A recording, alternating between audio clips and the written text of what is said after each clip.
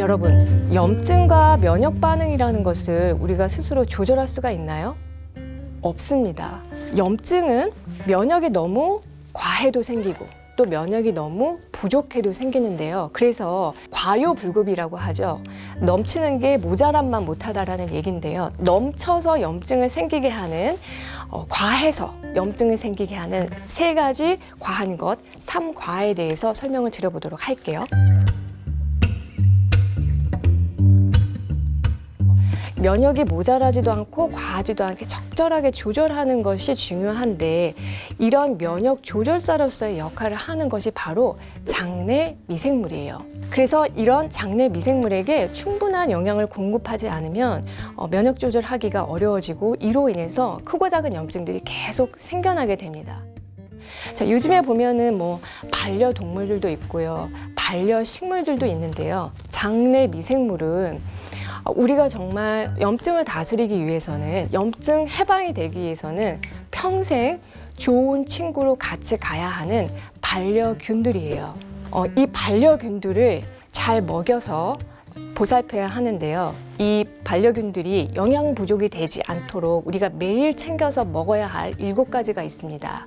자, 첫 번째는 통곡물, 그리고 두 번째 콩류, 견과류, 껍질째 먹는 과일, 그리고 채소, 해조류, 버섯류가 있어요. 이런 음식류에는 장내 미생물들을 위한 영양분이 정말 풍부하기 때문에 매일 이런 음식물들을 여러분이 꼭 챙기셔야 영양 부족을 막을 수가 있습니다. 자, 이번에는 과요불급이라고 하죠.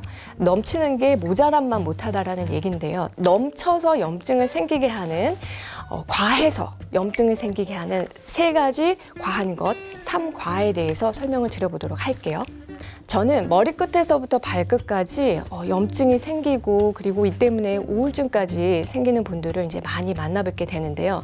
저를 처음 뵙는 분들은 열의 9분은 항상 똑같은 질문을 하십니다. 제가 이렇게 염증 때문에 너무 힘든데 이게 혹시 면역력이 떨어져서인가요? 라고 질문들을 많이 하세요. 이때 제가 가장 많이 드리는 말씀이, 아니요, 과로 때문입니다 라는 말씀을 가장 많이 드려요. 여러분, 혹시 스테로이드라는 그런 약물을 아시나요? 피부나 관절에 염증이 막 생겼을 때 이 스테로이드라는 약을 한 알만 먹으면 정말 감쪽같이 염증이 사라집니다.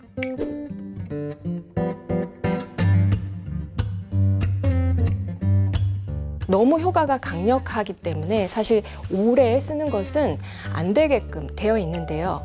놀라운 것은 우리 몸에도 이렇게 염증을 조절하는 천연 스테로이드 호르몬이 있다는 거죠.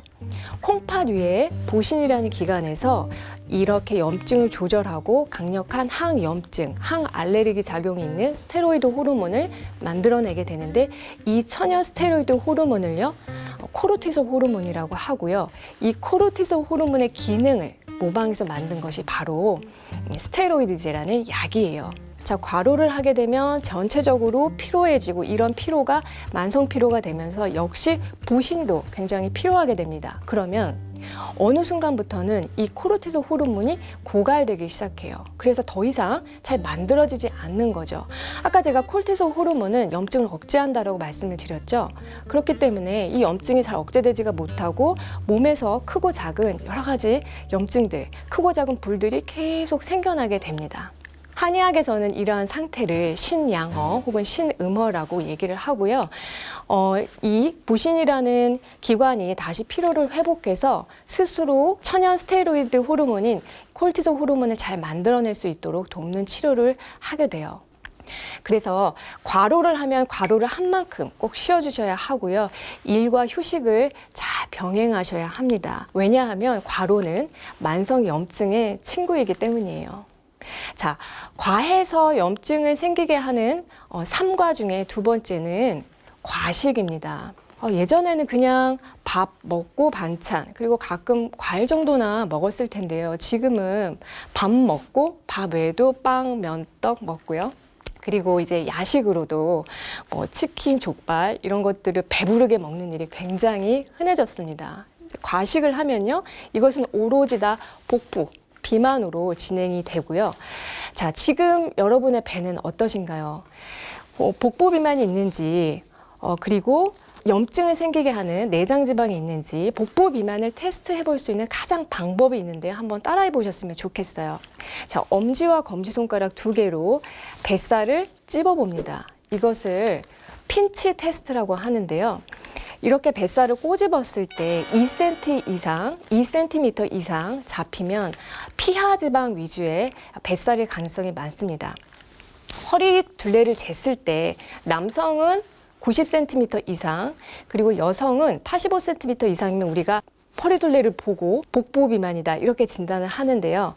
이렇게 허리둘레가 평균 이상이면서 내가 핀치 테스트, 뱃살을 꼬집었을 때 뭔가 잘 잡히지가 않고 뭔가 좀 딱딱하면서 뱃살이 잘 집어지지 않는다면은 이것은 내장 지방의 가능성이 많습니다. 각종 염증에 막 시달리고 있는데 내 복부 비만이 있고 내장 지방이 쌓이고 있다면 여러분이 가장 먼저 하셔야 할 것은요, 뱃살부터 빼는 거예요. 자, 왜냐하면은 예전에는 이 뱃살을 그냥 우리가 음식을 먹고 쓰고 남은 칼로리를 저장하는 그런 정도로만 생각을 했는데 알고 보니 그게 아니었어요. 이 뱃살 자체에서요, 염증을 분비하는 호르몬이 나온다는 것을 알게 됐습니다. 이 호르몬은 이제 아디포카인이라고 얘기를 하는데요. 이런 염증성 물질들이 계속 나오면은 세포에서 인슐린을 받아들이는 그런 인슐린 저항성을 떨어뜨려서 진행이 되면은 당뇨로 쉽게 넘어가게 되고요. 그리고 혈관을 타고 돌아다니면서 미세혈관 에 또 염증을 일으키고 신체 각 부위를 공격해서 문제를 생기게 합니다. 그래서 지금 뱃살을 달고 있다면 염증에서 절대 자유로울 수가 없는 거죠. 뱃살 관리가 굉장히 중요하기 때문에 어떻게 하면 이 내장 지방을 효과적으로 뺄 수가 있는지 좀 이따가 좀 더 자세하게 말씀드려보도록 하겠습니다. 과에서 염증을 시달리게 하는 3가지 과한 것, 3과 중에 마지막은요, 과다 스트레스입니다. 우리가 어딘가 모르게 아파서 병원에 갔는데 병원에서 뭐 별다른 원인은 없고요. 스트레스 받지 말고 식사 잘하세요. 이런 말 들어보신 적 많으실 텐데요. 의사분들이 하는 진짜 너무 상투적인 말 같지만 사실 다 이유가 있습니다. 스트레스가 계속 진행돼서 만성 스트레스가 되면은 자율신경이 굉장히 피로해지면서 몸도 피로하지만 이 자율신경이 굉장히 피로해지고요. 이 피로가 잘 회복이 되지 않으면 균형이 무너지면서 자율신경 실조증이 생겨요. 자, 이렇게 되면은 아까 자율신경이 하는 역할이 우리 몸의 내장기관을 자율적으로 조절하는 역할을 한다고 했죠.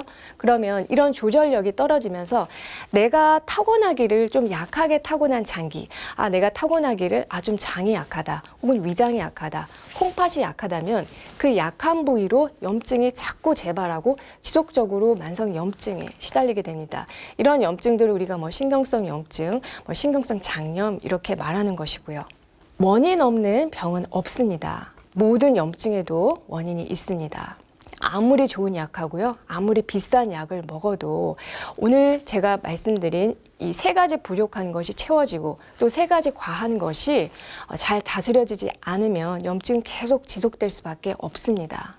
그래서 평소에 오늘 말씀드린 3소와 3과가 있는 분이라면은 관리를 잘 하셔서 암이나 치매, 파킨슨 같이 더 심각한 병으로 진행되지 않도록 건강하게 잘 다스리는 지혜가 필요하겠습니다.